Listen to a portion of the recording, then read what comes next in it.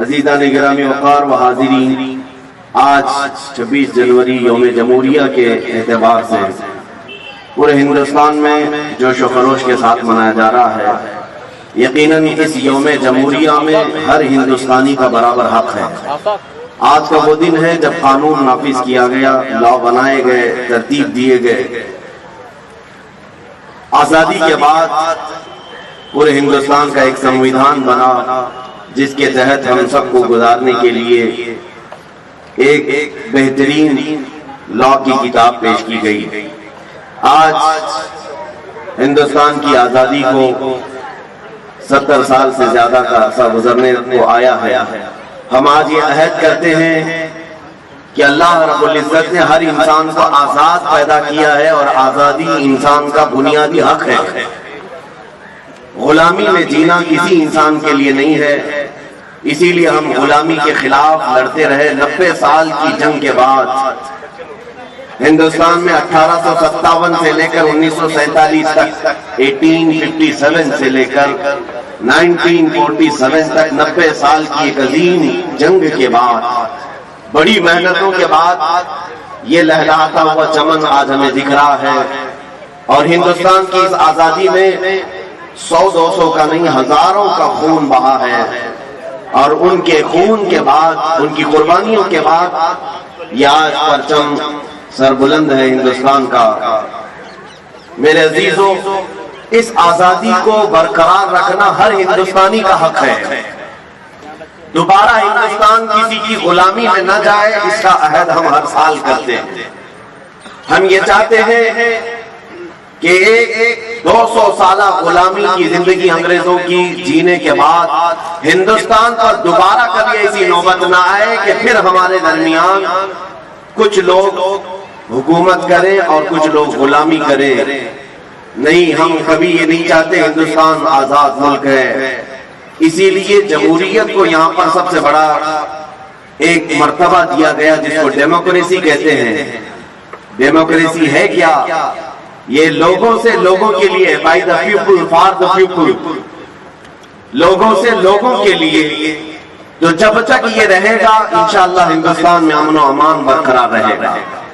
ہم آج یوم جمہوریہ سے، آج کے دن اپنی قوم سے مخاطب ہو کر بلکہ پورے ہندوستانیوں کو میں یہ میسج دینا چاہوں گا، آزادی مل تو گئی تھی ہمیں 1947 میں، لیکن آج اس آزادی کا سارا لہلاتا ہوا چمن پھر سے بگاڑنے کی کچھ لوگ ناپاک کوششیں کر رہے ہیں۔ ہم اس کے خلاف ہیں۔ ہندوستان کو کبھی بھی آتنکواد ہونے ہم نہیں دیں گے، منوواد ہونے ہم نہیں دیں گے۔ کسی خاص ایک ذات، ایک برادری کی بڑھوتری کے لیے ہندوستان نہیں بنا ہے۔ ہندوستان میں ہر ایک کا برابر کا حق ہے۔ یہاں ہندو بھی ہیں، سکھ بھی ہیں، عیسائی بھی ہیں، اور مسلمان بھی بڑی تعداد میں ہیں۔ ہم بار بار اس چیز کا عہد کرتے ہیں۔ یہاں 1000 سال پرانی مندریں بھی ہیں، کئی 100 سال پہلے کی یہاں چرچ بھی ہیں، اور یہاں پر گرودوارے بھی ہیں۔ اسی طرح 700 اور 800 سال پہلے کی ہماری مسجدیں اور مزارات بھی موجود ہیں۔ ہندوستان اپنے سینے میں ایک بہت بڑی تاریخ لیا ہوا ہے، اس لیے پوری دنیا مل کر ہندوستان کو مٹانا چاہے یہ مشکل بات ہے۔ کچھ تو بات ہے کہ مٹتا نہیں نام و نشان ہمارا۔ میرے عزیزوں، اسی لیے اقبال نے کہا تھا یونان و مصر اور روما سب مٹ گئے جہاں سے، باقی مگر ہے اب تک نام و نشان ہمارا، اور ہم بھول بھلے ہیں اس کی یہ گلستاں ہمارا۔ اس لیے آج میں ہر ایک سے یہ اپیل کروں گا کہ آپ ہندوستان کے لا کو پڑھیں، قوانین کو جانیں، تاکہ آپ غیر قانونی کوئی کام نہ کریں اور اپنے سامنے کسی کو غیر قانونی کام کرنے بھی نہ دیں۔ یہ کب ہوگا؟ جب ہر ہندوستانی کو معلوم ہو کہ میرے ہندوستان کے لا کیا ہیں، مجھے یہاں پر جینے کے ادھیکار کیسے دیے گئے ہیں۔ ایک بڑی بات ہے، ابھی دلی میں ایک صاحب کے ساتھ ہم بیٹھے ہوئے تھے، ان سے پوچھ رہے تھے کیا حالات چل رہے ہیں، کچھ بھی نہیں خبر ہے۔ وہ راجستھان کے رہنے والے، کسی بات کی خبر نہیں، دلی میں کیا چل رہا ہے کیا نہیں ہے۔ نہ کسی پروٹیسٹ کی خبر ہے، نہ وہاں کے الیکشن کی خبر ہے، کچھ بھی خبر نہیں. ٹھیک ہے، کوئی بات نہیں. ہم نے یہ بھی پوچھا کہ آپ ہندوستان میں رہ رہے ہو کہ نہیں رہ رہے ہو؟ صرف ہم کھانا پکانا اور اپنی ڈیوٹی بلا اتنا ہی.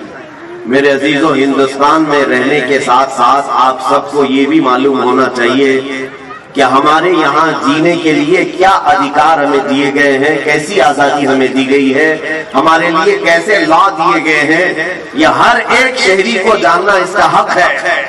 اور جب آپ ان پڑھ رہیں گے تو کوئی بھی آپ کو قانون کے نام پر ڈرائے گا، دھمکائے گا. اس لیے سب سے پہلے ہمیں ایجوکیشن کی ضرورت ہے، تعلیم کی ضرورت ہے. میں یہ نہیں کہتا کہ سارے لوگ لا پڑھنا شروع کر دیں، سارے کالجز میں لا.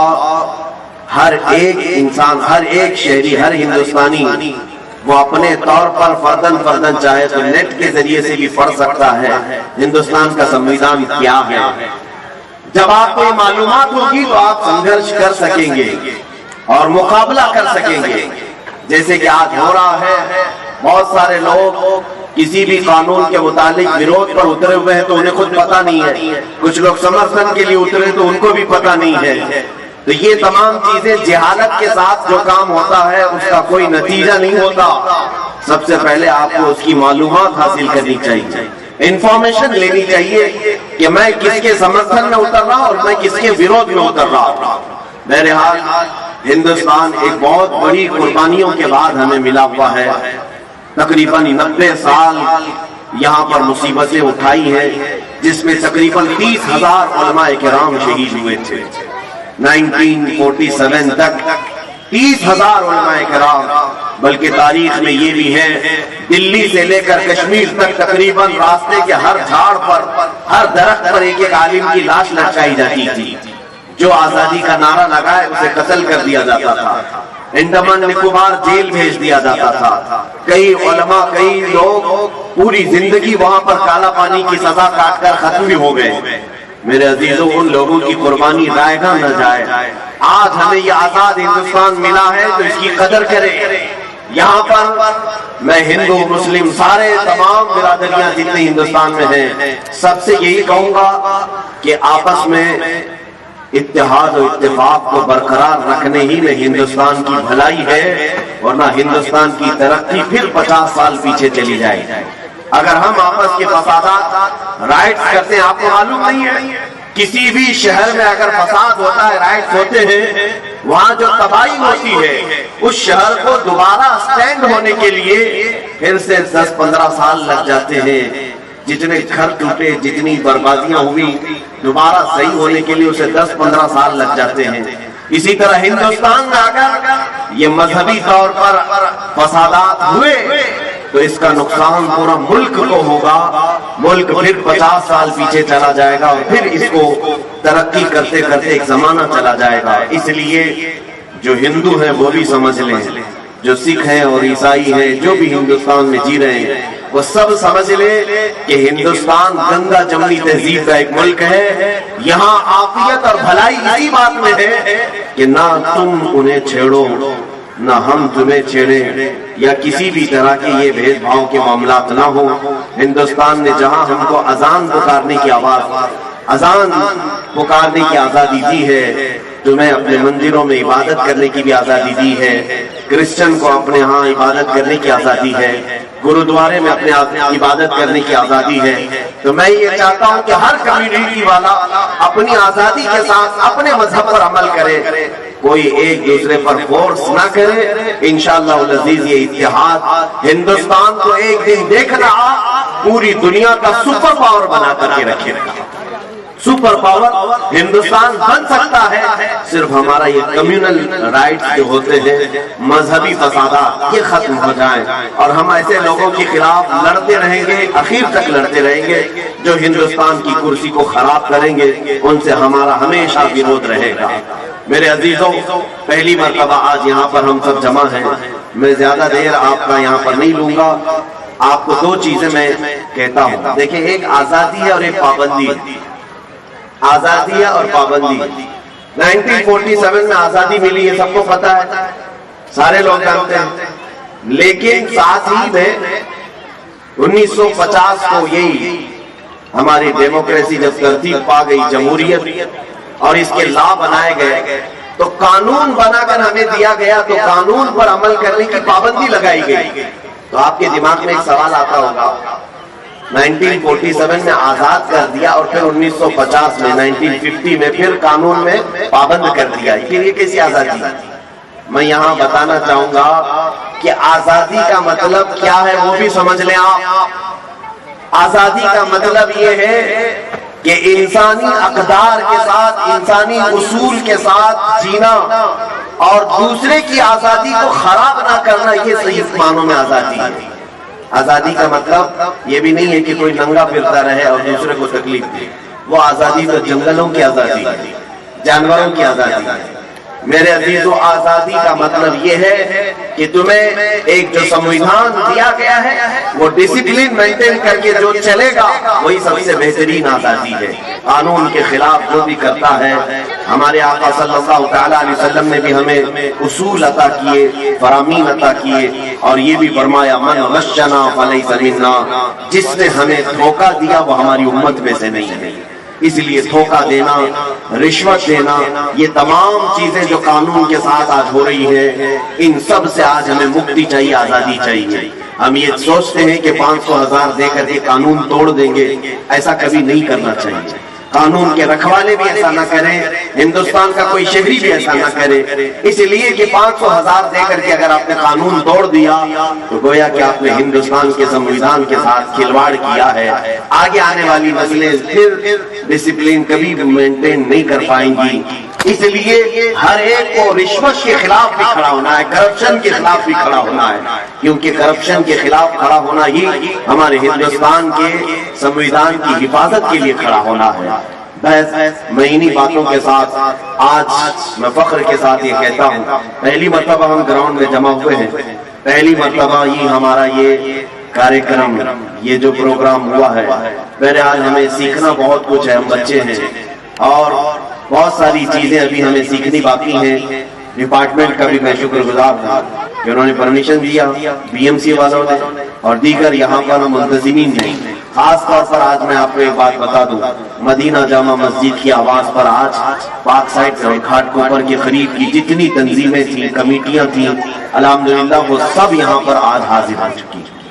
ایک جھنڈے کے تلے ہم سب جمع ہوئے ہیں۔ مجھے امید ہے کہ پھر یہ جھنڈے تلے جب بھی آواز اٹھائی جائے گی ہم سب ایک جگہ جمع ہو جائیں گے، جمع ہوں گے نا انشاءاللہ۔ یہاں پر میں سارے کمیٹیوں کے نام پڑھ نہیں پاؤں گا، الامان فاؤنڈیشن کی طرف سے ہیں، رہبر کمیٹی کی طرف سے ہیں، آپ اپنے بینر اوپر اٹھائیں تو پتہ چلے گا۔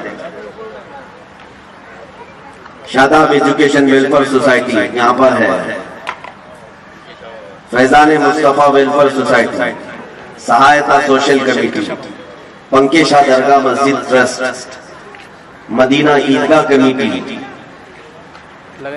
لاسٹ میں غلام حبیب کمیٹی اور دیگر جتنی کمیٹیاں پاک سائٹ اور وکرولی گھاٹ کوپر میں موجود ہیں، میں سب کا شکر گزار ہوں۔ میرے خیال سے کچھ لوگوں کے بینر آئے نہیں ہوں گے، لیکن امید ہے کہ مدینہ جامع مسجد کے اس پرچم تلے، ہندوستان کے جھنڈے تلے سبوں نے اپنا سپورٹ پیش کیا اور جمع ہوئے ہیں۔ انشاءاللہ العزیز اسی طرح ہم آگے بھی متحدہ طور پر کام کرتے رہیں گے، اس لیے کہ اتحاد زندگی ہے اور اختلاف موت ہے۔ اتحاد زندگی ہے، اختلاف موت ہے۔ ہم اختلاف سے باہر آئیں گے اور سب مل کر کے ہندوستان کی ترقی کے لیے عزم کریں گے، عہد کریں گے۔ آج آخر میں صرف اتنا کہنا چاہوں گا کہ آپ تمام حضرات مل کر پرجوش انداز میں یہ عزم کریں آج کہ ہندوستان کے وقار کے لیے ہم یہاں پر انشاءاللہ العزیز جو کچھ بھی بن سکے گا ہم کرنے کی کوشش کریں گے انشاءاللہ۔ دیکھیں، ہندوستان کی صرف چیزیں حاصل کر لینا، ظاہر سی بات ہے آپ جی رہے ہیں یہاں پر، آپ کے اناج کہاں سے مل رہے ہیں؟ اسی ہندوستان کی زمین سے۔ آپ کا پانی جو روز استعمال کر رہے ہیں اسی ہندوستان کی زمین سے مل رہا ہے۔ ایسا نہیں کہ ہندوستان میں رہ رہے ہیں اور امریکہ کا پانی پی رہے ہیں، سب ہم یہیں کا پانی پی رہے ہیں، یہیں کے اناج کھا رہے ہیں۔ تو کیا ہم ہندوستان کو جانے سے پہلے بھی کچھ دے کر کے جائیں گے؟ یہ ہر ایک نوجوان کے اندر خواہش ہونی چاہیے کہ میں بھی ہندوستان کی ترقی میں اپنا کچھ حصہ دے کر کے جاؤں.